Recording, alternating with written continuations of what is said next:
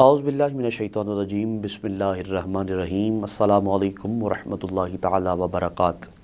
ناظرین، آپ دیکھ رہے ہیں رمضان مبارک کی خصوصی ٹرانسمیشن جمال رمضان کے ساتھ میں ہوں آپ کا میزبان علامہ محمد کاشف مدنی۔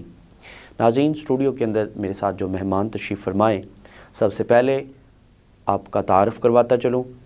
میری مراد عزت مآب عظیم مذہبی اسکالر علامہ مبشر حسین قادری صاحب تشریف فرمائیں۔ آپ کو خوش آمدید کہوں گا۔ السلام علیکم ورحمۃ اللہ تعالی وبرکاتہ۔ وعلیکم السلام۔ آپ کے ساتھ حضور علیہ الصلوۃ والسلام کی خوبصورت نعت پڑھنے والے میری مراد عزت مآب جناب عمران علی مدنی صاحب تشریف فرمائیں۔ خوش آمدید۔ السلام علیکم ورحمۃ اللہ تعالی وبرکاتہ۔ وعلیکم السلام۔ میں اپنے دونوں مہمانوں کو خوش آمدید کہوں گا۔ آپ اپنے گوناگون مصروفیات سے وقت نکال کر ہمارے پاس تشریف لائے۔ ناظرین، رمضان المبارک کی خصوصی فضل و کرم والی گھڑیوں میں آپ اور میں شریک ہیں۔ رمضان المبارک کے اندر اللہ رب العزت نے جہاں نیکیوں کا ثواب بڑھا دیا ہے، جہاں نیک عمل کرنے کا اجر و ثواب بڑھا دیا جاتا ہے، وہیں پر گناہ کا بھی معاملہ کچھ اس کے برعکس نظر آتا ہے۔ جہاں انسان ایک نیکی کرتا ہے اسے کئی سو نیکیوں کا ثواب ملتا ہے، وہاں ایک گناہ پر کئی گناہوں کا اسے عذاب بھی سنایا جاتا ہے۔ اس لیے گناہوں میں سے بہت سارے گناہ ایسے ہیں جو انشاءاللہ ہم آگے چل کر ڈسکس کریں گے مختلف نشستوں میں، لیکن آج جو ٹاپک زیر بحث لے کر حاضر ہیں وہ جھوٹ کے حوالے سے ہے۔ چونکہ ایک انسان، اس کی مزاج کے اندر بہت ساری چیزیں پائی جاتی ہیں۔ کچھ انسان نفاست پسند ہوتے ہیں، کچھ ذرا مذاق چیز کو زیادہ پسند کرتے ہیں، یعنی مسکراہٹ کو زیادہ پسند کرتے ہیں، اور کچھ سخت ہوتے ہیں جن کے لہجے سخت ہوتے ہیں، جن کا دیکھنے سے انسان بات کرنے کا دل نہیں کرتا۔ لیکن ہر انسان جب ہم اس کو اسلام کے حوالے سے دیکھتے ہیں، مومن ہونے کے حوالے سے اس کو دیکھتے ہیں، تو اس کے اندر ہمیں بہت ساری چیزیں نظر آتی ہیں۔ کہیں وہ مومن ہمیں اللہ رب العزت کی خاص قرب و عنایت کو حاصل کرتا ہوا دکھائی دیتا ہے، کہیں وہ مومن نماز پڑھتا ہوا ہمیں دکھائی دیتا ہے، کہیں وہ زکوٰۃ ادا کرتا ہوا دکھائی دیتا ہے، اور کہیں اللہ کے بندوں پر شفقت کرتا دکھائی دیتا ہے۔ لیکن جہاں اس کے اندر اچھائیاں پائی جاتی ہیں، وہیں پر ایک ایسا عیب جسے عیب سمجھا ہی نہیں جاتا وہ بھی موجود ہوتا ہے۔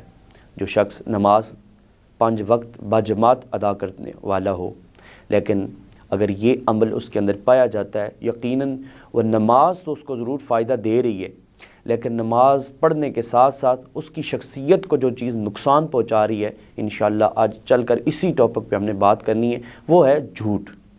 انسان نمازی بھی ہے، انسان حاجی بھی ہے، پرہیزگار بھی ہے، متقی بھی ہے، جو کچھ بھی ہے، لیکن اگر اس کے اندر یہ عیب موجود ہے، یعنی وہ جھوٹ بولتا ہے، تو اس کی اس شخصیت کو جو اللہ نے اس کو عزت اور مقام سے سرفراز کی ہے، جو نماز کی وجہ سے اسے عزت ملی ہے، جو قرآن شریف پڑھنے کی وجہ سے یا پڑھانے کی وجہ سے عزت ملی ہے، یا عالم دین ہے تو علم حاصل کرنے کی وجہ سے، یعنی وہ منصب وہ خطابت پہ فائز ہے، یا منصب جناب کسی بھی ایسے منصب فائز ہے جو اعلیٰ عہدے پہ ہے، لیکن ایک چیز اس کی شخصیت کو ہٹ کرتی ہے، اس کی شخصیت کو گرا دیتی ہے، وہ ہے جھوٹ۔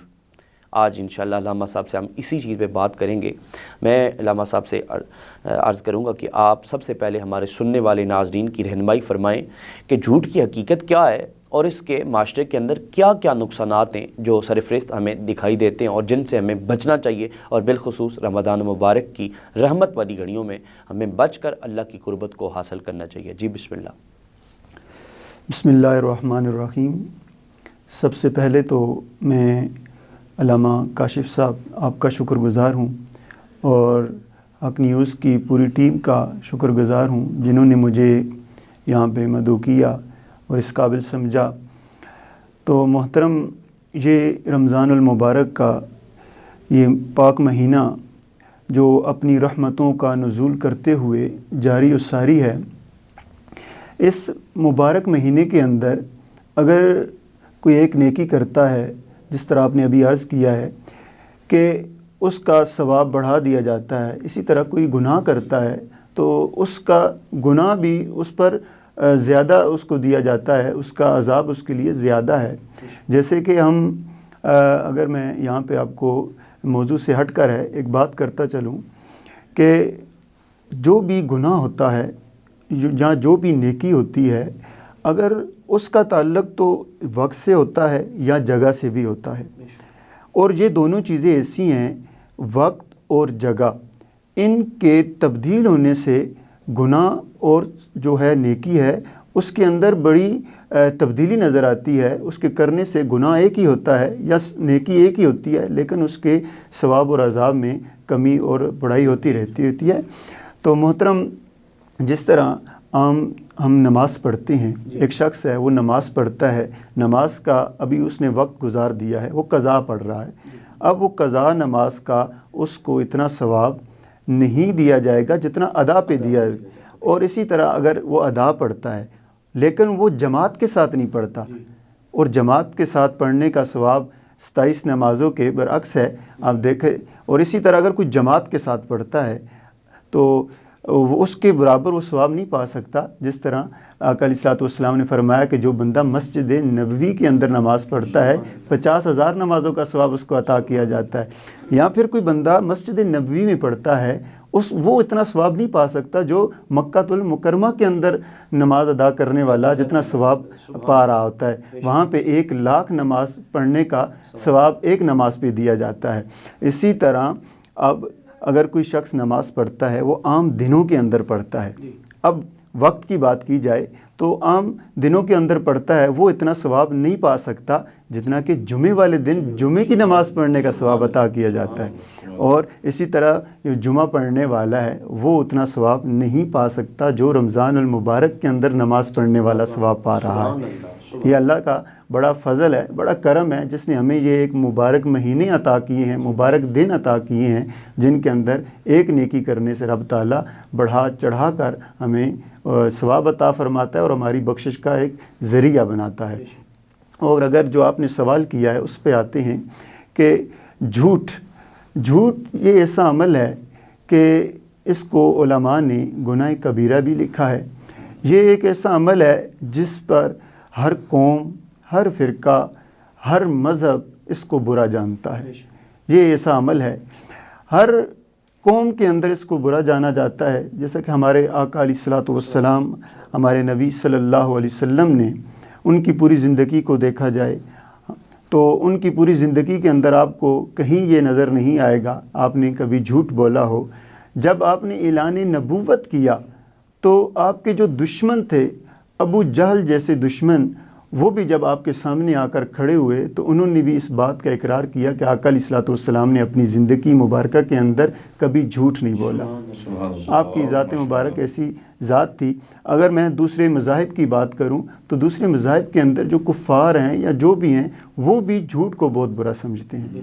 حضرت ابو سفیان رضی اللہ تعالیٰ عنہ ایمان لانے سے پہلے کا واقعہ ہے، بڑا مشہور واقعہ ہے کہ آپ جب وہ بادشاہ کے سامنے کھڑے تھے، اس بادشاہ نے پوچھا کہ جو آپ کے علاقے کے اندر جو ایک شخص ہے جو نبوت کا دعویٰ کرتا ہے، آپ اس کے بارے میں بتائیں۔ تو آپ کے ساتھ کچھ لوگ بھی تھے، تو بادشاہ نے اپنے سامنے کھڑا کر لیا۔ تو آپ فرماتے ہیں کہ میں نے سوچا کہ یہاں میں بادشاہ کے سامنے جھوٹ بول دوں، تو لیکن بادشاہ نے کہا کہ جو 7 لوگ ہیں ان سے کہا کہ اگر یہ جھوٹ بولیں تو آپ نے مجھے بتانا ہے کہ یہ جھوٹ بول رہے ہیں۔ تو حضرت ابو سفیان کہتے ہیں کہ میں نے وہاں پہ سچ بولا اور یہ بتایا کہ ایک شخص ہے جو نبوت کا دعویٰ کرتا ہے، اس نے اپنی زندگی کے اندر کبھی جھوٹ نہیں بولا، وہ امانت دار ہے، وہ صادق ہے، یہ خوبیاں بیان کی۔ آپ فرماتے ہیں کہ میں نے وہاں پہ جھوٹ اس لیے نہیں بولا کہ جو لوگ میرے ساتھ ہیں ان کا مجھ پہ اعتماد اٹھ جائے گا، وہ مجھ پر اعتماد نہیں کریں گے۔ تو کفار تھے، وہ بھی یہ سمجھتے تھے، یہ چیز سمجھتے ہیں جی، کہ جھوٹ بولنے سے انسان کے اوپر جو اعتماد کی وہ دولت اللہ تعالیٰ نے جو اعتماد کہ اللہ تعالیٰ نے جو دولت دی ہے وہ ختم ہو جائے گی۔ اس لیے حضرت ابو سفیان کہتے ہیں کہ میں سردار تھا اپنی قوم کا، تو اس لیے میں نے وہاں پہ سچ بولا کہ جو لوگ جانتے ہیں کہ آپ نے کبھی جھوٹ نہیں بولا، آپ صادق ہیں، آپ امین ہیں، تو آپ نے وہاں پہ جھوٹ نہیں بولا۔ حالانکہ بول سکتے تھے، لیکن وہاں پہ آپ ایمان کی دولت نہ رکھتے ہوئے بھی آپ نے یہ مناسب نہیں سمجھا۔ تو حضرات محترم، آپ دیکھ لیں زندگی کے اندر جو بھی شخص جھوٹ بولتا ہے وہ اس پر لوگوں کا اعتماد نہیں ہوتا، وہ معاشرے کے اندر وہ برا جانا جاتا ہے، عزت دار نہیں ہوتا۔ وہ منصب پہ اعلیٰ سے اعلیٰ بالکل۔ منصب پہ فائز ہے۔ اور مسلمان کی بات کرتا جاؤں تو مسلمان آقا علیہ الصلوۃ والسلام سے پوچھا گیا یا رسول اللہ صلی اللہ علیہ وسلم کہ کوئی مسلمان ہے وہ یکون المؤمن جبانن، کہ یا رسول اللہ صلی اللہ علیہ وسلم کہ کوئی مسلمان بزدل ہو سکتا ہے؟ آقا علیہ الصلوۃ والسلام نے فرمایا ہاں بزدل ہو سکتا ہے، کچھ مقام ایسے آ جاتے ہیں جیسے اپنے آپ کو کھو لیتے ہیں۔ بالکل، آقا علیہ الصلوۃ والسلام نے فرمایا کہ انسان اپنی اولاد کی وجہ سے بزدل ہو جاتا ہے، بزدل اولاد کی وجہ سے ہو جاتا ہے، اولاد کو سامنے رکھتے ہوئے۔ تو سوال کیا گیا یا رسول اللہ صلی اللہ علیہ وسلم کیا کوئی مسلمان بزدل ہو سکتا ہے؟ فقال نعم، آقا علیہ الصلوۃ والسلام نے فرمایا ہاں بالکل ہو سکتا ہے۔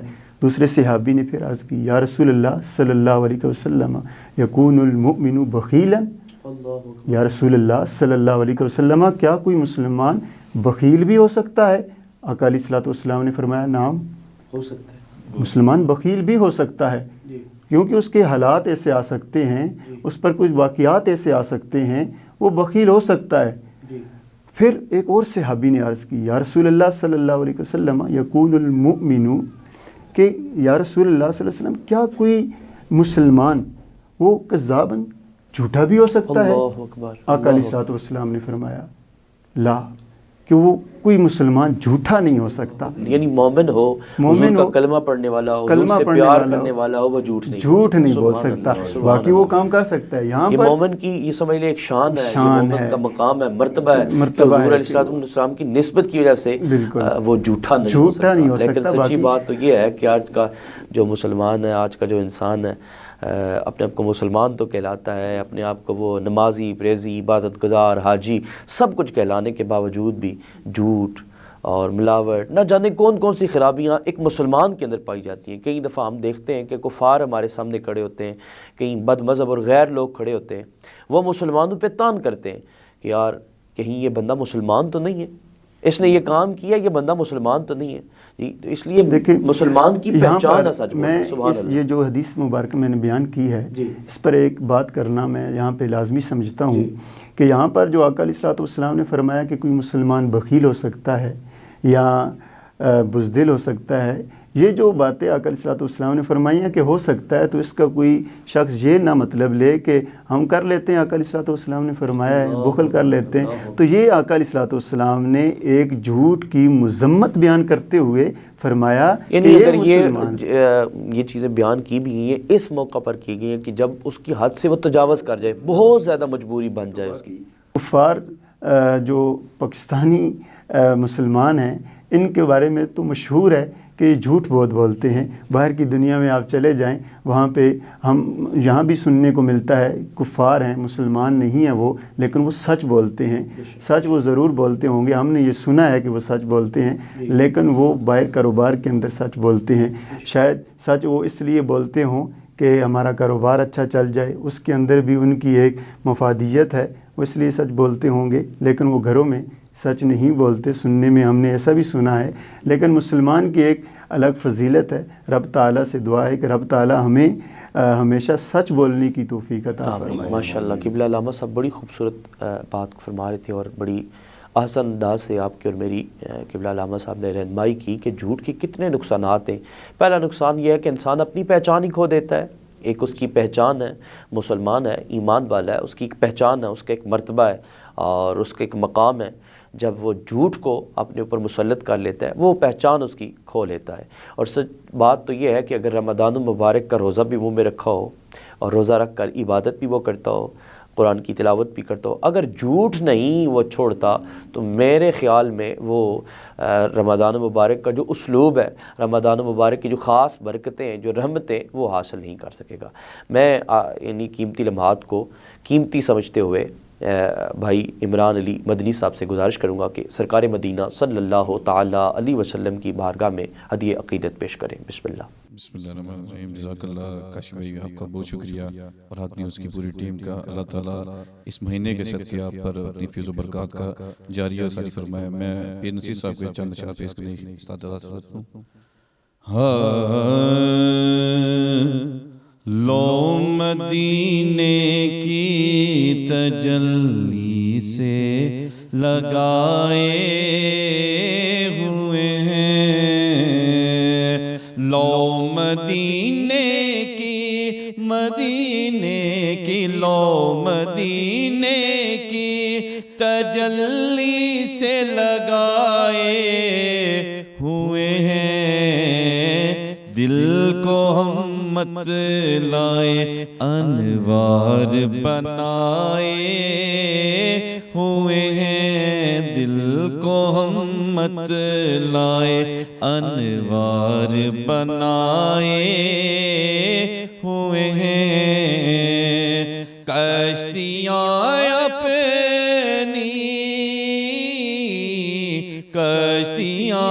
اپنی کنارے سے لگائے ہوئے ہیں، کیا وہ ڈوبے جو محمد کے ترائے ہوئے ہیں، کیا وہ ڈوبے جو محمد کے ترائے ہوئے ہیں، ایک جھلک آج دکھا،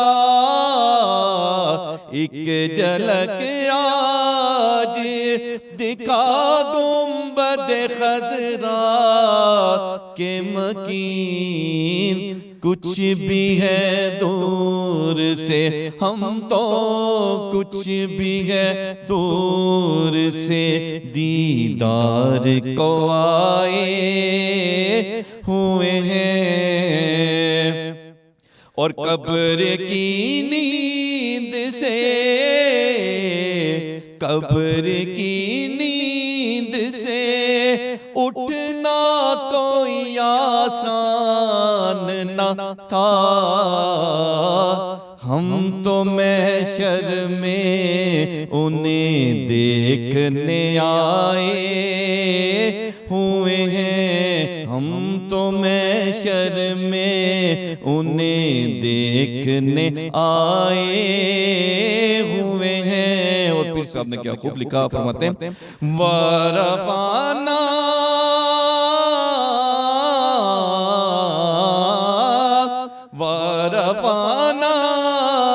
لَكَ ذِكْرَكَ، تصور لے کر نظر ہم گنبد آقا، نظر ہم گنبد خضرا پہ جمائے ہوئے ہیں، نظر ہم گنبد خضرا پہ جمائے ہوئے ہیں، اور کیوں نہ پلڑا تیرے پلڑا، کیوں نہ پلڑا تیرے اعمال کا باری ہو نصیر، اب تو میزان پہ سرکار بھی آئے ہوئے ہیں، اب تو میزان پہ سرکار بھی آئے ہوئے ہیں، لو مدینے کی تجلی سے لگائے ہوئے ہیں۔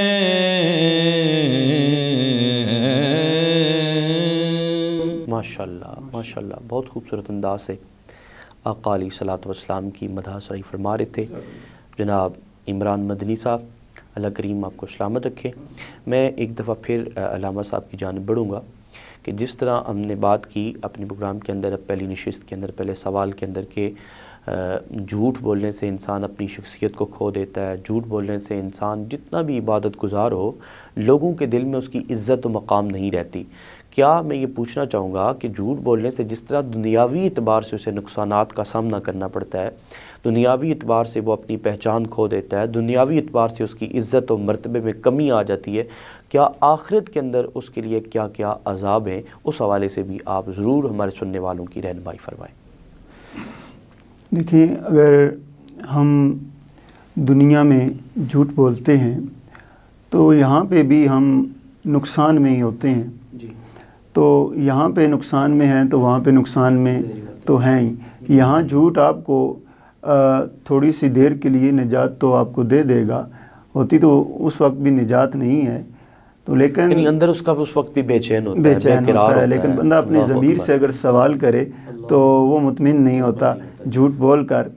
تو آقا علیہ الصلوۃ والسلام کا ایک مبارک فرمان ہے، آقا علیہ الصلوۃ والسلام نے فرمایا کہ جو شخص جھوٹ بولتا ہے اس کے جھوٹ بولنے سے اس کے منہ کے اندر سے ایسی بدبو آتی ہے، اس بو کی وجہ سے فرشتے ایک میل دور چلے جاتے اللہ ہیں اکبر، اللہ اس جھوٹ بولنے والے اب شخص سے۔ دیکھیں کہ جس انسان پر اللہ تعالیٰ کے فرشتے رحمت نازل کر رہے ہیں، اس پر مہربانیاں ہو رہی ہیں، کرم نوازیاں ہو رہی ہیں اور اللہ تعالیٰ کی عطائیں ہو رہی ہیں، اور جب اس کے منہ سے جھوٹ نکل گیا اور وہ فرشتے جو انسانوں کے لیے استغفار کرتے ہیں اور ان کی بخشش کی دعائیں کرتے ہیں، وہ فرشتے اس سے ایک میل دور چلے جاتے ہیں کہ اس شخص نے جھوٹ بولا ہے، اس کے منہ سے ایسی بدبو آتی ہے، وہ دور چلے جاتے ہیں۔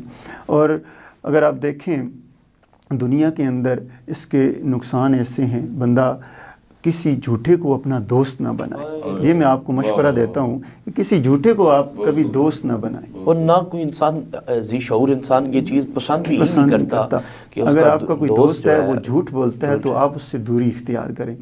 ایک تاجر تھا، میں ایک واقعہ آپ کو سناتا ہوں کہ بہت پیارا واقعہ ہے کہ ایک تاجر تھا، اس کو ایک غلام کی ضرورت پڑ گئی۔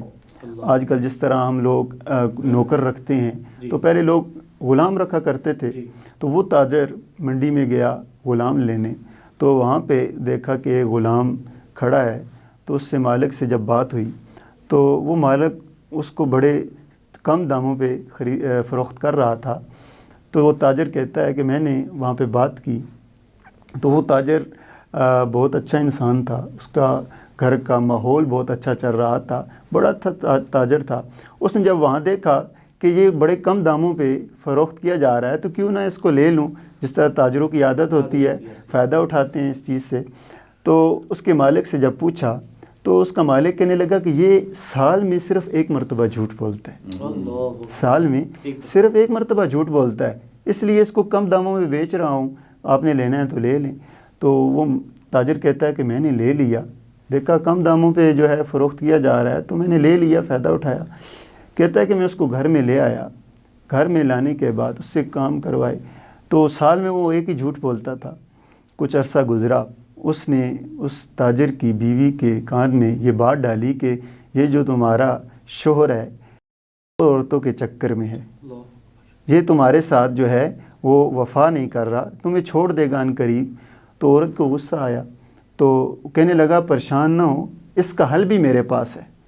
وہ غلام کہنے لگا کہ اس کا حل بھی میرے پاس ہے۔ عورت تھی، کہنے لگی کہ بتائیے حل کیا ہے؟ کمزور ہوتی ہیں عورتیں جو ہے وہ کمزور ہوتی ہیں، بات جلدی جو ہے وہ دوسروں کی مان لیتی ہیں، تو اور شوہر اور بیوی کا معاملہ بھی ایسا نازک ہوتا ہے تو وہ عورت برداشت نہیں بے شک نہیں کر سکتی۔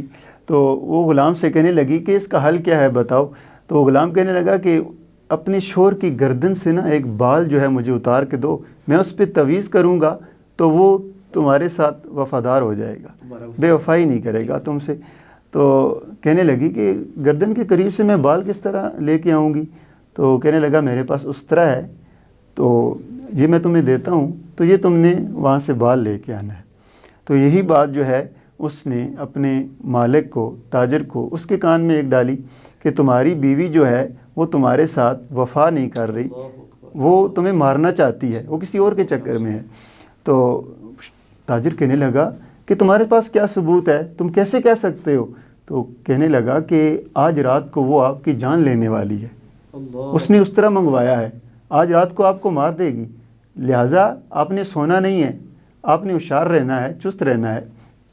تو وہ بس کیا ہوا، رات ہوئی، اندھیرا تھا، عورت بال لینے کے لیے اس طرح لے کے اپنے شوہر کے پاس گئی، گردن کے پاس جب اس طرح رکھا، شوہر کو پہلے پتہ تھا کہ یہ اس طرح لے کے آئے گی، بس کیا ہوا کہ اس نے وہ اس طرح لیا، تو شوہر کے پاس جو ہی پہنچی تو شوہر آگے سے جاگ رہا تھا، بیدار تھا، تو اس نے وہ اس طرح لیا تو عورت کا گلا کاٹ دیا، عورت کا گلا کاٹ دیا۔ بس وہ کیا، وہ بھی پھانسی کے پھندے پہ چڑھ گیا، وہ تاجر بھی۔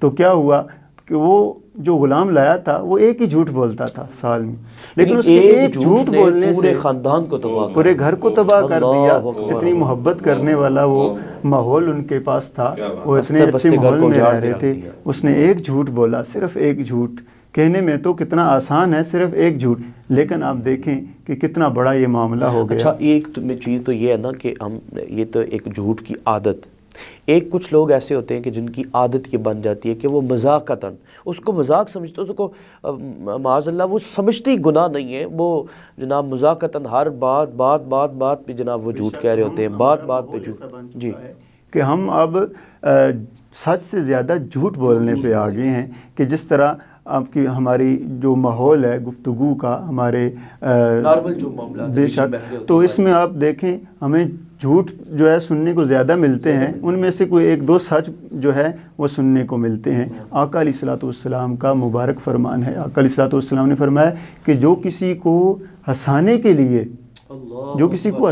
لیے جھوٹ بولتا ہے اس کے لیے ہلاکت ہے۔ اللہ اکبر۔ ناظرین کتنی خوبصورت بات ہے کہ آقا علیہ السلام کا فرمان ہے کہ جس نے ہنسانے کی غرض سے، اور آپ اور میں ہماری کوشش یہ ہوتی ہے کہ ہم کسی کو ہنسانے کی غرض سے، کسی کو خوش کرنے کی غرض سے اور کسی کے چہرے پہ اسمائل لانے کے لیے ہم جھوٹ بولتے ہیں، ایسا کرنا بہت بڑا گناہ ہے اور ہلاکت کا سبب ہے۔ اللہ اکبر۔ یہ تو آپ ہنسانے کے لیے کہہ رہے ہیں، اگر آپ کسی نیک کام کے لیے یا آپ کسی کو کہتے ہیں نماز کے لیے اٹھو 5 منٹ رہ گئے، اگر 5 منٹ نہیں رہتے زیادہ ٹائم رہتا ہے تو یہ بھی جھوٹ ہے۔ اللہ کہہ تو آپ نماز کے لیے رہے ہیں، اور بچوں کے لیے بھی عموماً ایسا بچوں کیا کے لیے جا بھی رہا ہم ہے۔ ایسا ہی کرتے ہیں کہ والدین کہتے ہیں یہ بات مان لو تمہیں فلاں چیز دیں گے، یہ بات مان لو فلاں چیز دیں گے، یا اس طرح اور باتیں ہیں کہ جب بچہ کوئی کام کر رہا ہوتا ہے تو کہیں باہر جا رہا ہے تو اس کو ڈرانے کے لیے کہتے ہیں آگے نہ جانا، آگے ڈوگی ہے، یا اس طرح کی کوئی۔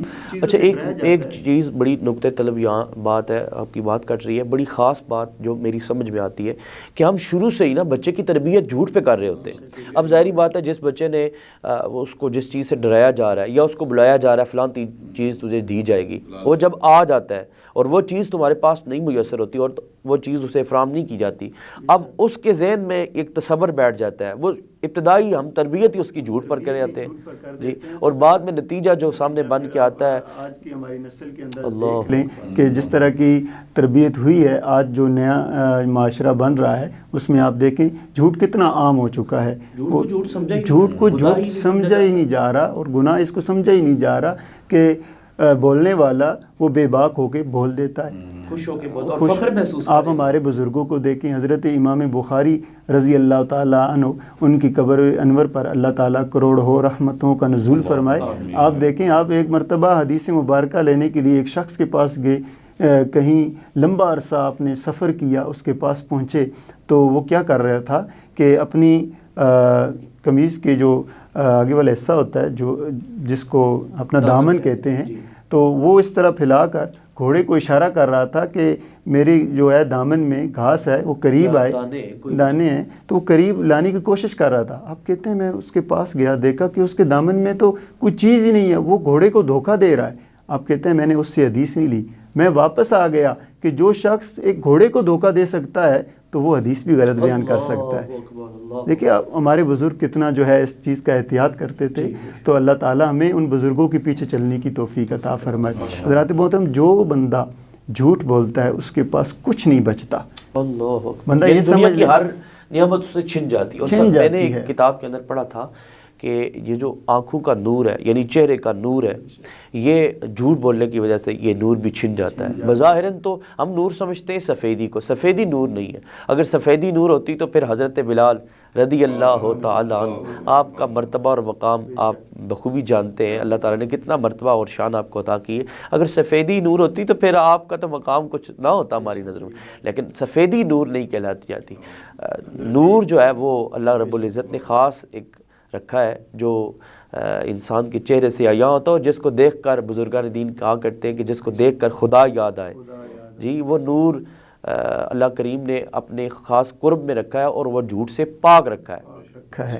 اور آپ دیکھیں ایک بڑا مشہور واقعہ ہے کہ میں عرض کر رہا تھا کہ جو بندہ جھوٹ بولتا ہے اس کے پاس بچتا کوئی نہیں ہے، بندہ سمجھتا ہے کہ کچھ دیر کے لیے کچھ مل گیا اس کو جھوٹ بولنے سے، لیکن اس کے پاس کچھ بچتا نہیں ہے۔ حضرت عیسیٰ علیہ الصلوۃ والسلام، آپ کا دور مبارک تھا، ایک شخص آپ کے پاس آیا، عرض کرنے لگا حضور میں آپ کی خدمت کرنا چاہتا ہوں، جی آپ کی خدمت میں رہنا چاہتا ہوں، جب آپ کے ساتھ رہوں گا آپ کی خدمت بھی کر لوں گا، آپ سے کچھ سیکھ لوں گا۔ تو آپ نے اس کو رکھ لیا۔ کچھ دنوں کے بعد آپ سفر پر روانہ ہوئے، اس کو ساتھ لے لیا۔ آپ کے پاس 3 روٹیاں تھیں، آپ کھانا کھانے کے لیے بیٹھے، ایک نہر تھی قریب میں، تو آپ نے ایک روٹی اس کو دی، ایک خود کھائی۔ جب آپ نے وہ روٹی کھائی تو اس کے بعد پاس نہر تھی، آپ اٹھے ہاتھ دھونے کے لیے، تو پیچھے سے اس نے ایک روٹی چھپا لی، اپنے پاس رکھ لی۔ حضرت عیسیٰ علیہ الصلوۃ والسلام جب واپس آئے، آپ نے پوچھا کہ وہ روٹی کہاں ہے؟ اس نے کہا مجھے تو نہیں پتہ اس روٹی کے بارے میں نہیں جانتا۔ کچھ آگے گئے، سفر اور کیا، تو آپ نے پھر پوچھا کہ وہ جو ایک روٹی بچی ہوئی تھی وہ کہاں ہے؟ بات روٹی کی نہیں تھی، بات سچ اور جھوٹ کی تھی، آپ بار بار پوچھ رہے تھے۔ کچھ سفر اور کیا، ایک ہرن جا رہی تھی، اس کے ساتھ بچے تھے، آپ نے اس طرح اشارہ کیا، ہرن کا بچہ آپ کے پاس آ گیا، تو آپ نے اس کو ذبح کیا، اس کو بنایا، پھر آپ نے جب کھا چکے اس کی ہڈیوں کو اکٹھا کیا، اس کی ہڈیوں پہ ہاتھ رکھا اور فرمایا قم باذن اللہ، اللہ کے حکم سے کھڑی ہو جا۔ وہ ہرن کے جو بچہ تھا وہ کھڑا ہو گیا اور بھاگ گیا۔ تو آپ نے فرمایا کہ جو اللہ تعالیٰ نے مجھے، جس رب نے مجھے یہ طاقت عطا فرمائی ہے، اس رب کی قسم ہے تمہیں، مجھے بتا دے کہ وہ تیسری روٹی کہاں ہے۔ دیکھیں، جو نبی ہرن کو بلائے وہ پاس آ جائے، وہ ایک روٹی کے لیے نہیں ترس رہا تھا، لیکن وہ دنیا کو سبق دے رہا تھا، بات سچ اور جھوٹ کی تھی۔ اس شخص نے کہا مجھے نہیں پتا اس کے بارے میں۔ کچھ سفر اور کیا، آگے ایک نہر آ گئی، کوئی کشتی نہیں تھی، اس کو عبور کرنا تھا۔ آپ نے اس کا ہاتھ پکڑا اور اللہ کا نام لیا اور چلتے ہوئے اس نہر سے چلے گئے۔ دوسری طرف جا کے پھر فرمایا جس رب تعالیٰ نے مجھے یہ طاقت عطا فرمائی ہے، تجھے اس کی قسم ہے، بتا دے کہ تیسری روٹی کہاں ہے۔ وہ کہنے لگا حضور مجھے اس کے بارے میں نہیں پتا۔ کچھ آگے پھر سفر کیا تو آگے آپ نے ایک اور معجزہ ظاہر کیا، سونے کا ڈھیر تھا، آپ نے اس کے 3 حصے کیے، 3 حصے کر کے فرمایا یہ ایک تیرا ہے، ایک میرا ہے، ایک اس شخص کا ہے جس نے ایک روٹی چرائی ہے۔ اللہ اکبر۔ اب جب بات آ گئی نا کہ یہ سونے کا جو تیسرا ڈھیر ہے وہ اس شخص کا ہے جس کے پاس تیسری روٹی ہے، وہ شخص کہنے لگا حضور وہ میں ہی تھا، میرے پاس ہے وہ تیسری روٹی۔ اب اس لالچ کی وجہ سے نا اس نے پھر سچ بول دیا۔ تو آپ نے فرمایا یہ جو سونا میں نے رکھا ہے نا، یہ والی ڈھیری بھی تو لے لے اور جا، اب سے تیرے اور میرے راستے الگ ہو چکے ہیں، آپ اس سے جدا ہو گئے۔ یعنی جھوٹ بولنے والے کو اللہ کے نبیوں نے بھی پسند نہیں کیا۔ اگر جو نبیوں سے رہ گیا تو نبی رحمت صلی اللہ علیہ وسلم کا فرمان ہے کہ جو دنیا میں جس کے ساتھ ہوگا، جس کے راستے پہ ہوگا، کل بروز محشر انہی کے ساتھ اٹھایا جائے گا۔ کہیں ہمارے ساتھ ایسا نہ ہو کہ ہم جھوٹ بول رہے ہوں اور ہمارا راستہ معاذ اللہ ثم معاذ اللہ نبی اکرم صلی اللہ علیہ وسلم کی پڑوس سے دور ہو جائے۔ اس کے پاس کچھ بچتا نہیں ہے۔ اللہ۔ پھر وہ جب سونا سارا اکٹھا اس نے کیا تو چلنے لگا تو رستے میں 2 ڈاکو ملے، انہوں نے کہا کہ یہ مال مجھے دے دو، تو نہیں تو مار دیں گے۔ وہ شخص کہنے لگا کہ مجھے مار کر ایک قتل کرو گے، پھنس جاؤ گے، اس طرح کرتے ہیں کہ یہ جو سونا ہے ہم تینوں جو ہے تقسیم کرتے ہیں۔ 3 حصے کیے گئے، تقسیم کیا گیا۔ کچھ سفر کیا آگے، ان کو بھوک لگ گئی تو کہنے لگے کہ ہم میں سے ایک بندہ جائے جو کھانا لے کے آئے، تو ہم ادھر انتظار کرتے ہیں۔ 2 بیٹھ کے ایک کو کھانے کے لیے بھیج دیا۔ تو وہ جب کھانا لینے گیا اس کے ذہن میں آیا کہ کھانے میں زہر ملا دیا جائے تو سارا سونا میرا ہو جائے گا۔ اب اس کے دل میں لالچ جو ہے تو اس نے کھانے کے اندر زہر ملا دی۔ پیچھے جو 2 تھے انہوں نے پروگرام بنایا کہ جب یہ کھانا لے کے آئے گا تو اس کو ہم مار دیں گے، سونا 2 حصوں میں تقسیم ہو جائے گا۔ جب وہ کھانا لے کے آیا تو انہوں نے پہلے اس کو مارا جو کھانا لے کے آیا تھا، پھر وہ آرام سے بیٹھے، انہوں نے کہا پیٹ بھر کے کھائیں گے کھانا۔ تو جب انہوں نے کھانا کھایا، کھانے کے اندر زہر تھا تو وہ دونوں بھی مر گئے، سونا وہیں کا وہیں پڑا رہا۔ تو لہٰذا جھوٹ بولنے والا کبھی خالی کا خالی رہ جاتا ہے، دنیا کا رہتا ہے نہ ہی آخرت آخرت کا رہتا ہے، یہاں بھی نقصان اٹھاتا ہے وہاں بھی نقصان اٹھاتا ہے۔ اللہ تعالیٰ ہم سب کو جھوٹ جیسی لعنت سے محفوظ فرمائے۔ آقا اللہ رب العزت کا قرآن مجید فرقان حمید کے اندر ارشاد باری تعالیٰ ہے لعنت اللہ علی الکاذبین، جھوٹوں پر اللہ کی لعنت ہے، جو جھوٹ بولتا ہے وہ لعنت کا مستحق ہوتا ہے۔ اللہ تعالیٰ ہم سب کو اپنی لعنت سے محفوظ فرمائے اور سچ بولنے کی توفیق عطا فرمائے۔ ماشاءاللہ، بڑے خوبصورت انداز سے قبلہ علامہ صاحب ہماری رہنمائی فرما رہے تھے۔ میں ایک دفعہ پھر عمران علی مدنی صاحب کی جانب بڑھوں گا. آپ سرکار مدینہ صلی اللہ علیہ وسلم کی بارگاہ میں ہدیہ عقیدت پیش کریں.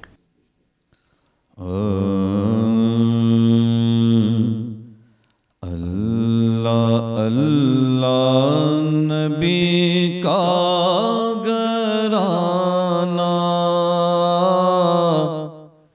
یہ گھرانہ ورا الورا ہے، اس میں حسنین ہے فاطمہ ہے،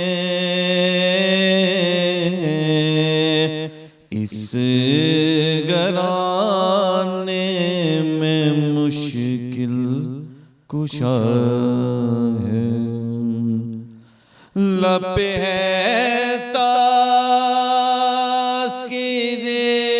پنج تن کے، پھول میں کے ہیں میرے چمن کے، لب ہے تذکیر پنج تن کے، پھول میں کے ہیں میرے چمن کے، ایسا ان کے کرم نے نوازا، اپنی قسمت پہ دل جھومتا ہے، میرا بھی ہے کوئی دنیا والو بے سہارا، مجھے تم نہ سمجھو، میرا بھی ہے کوئی دنیا والو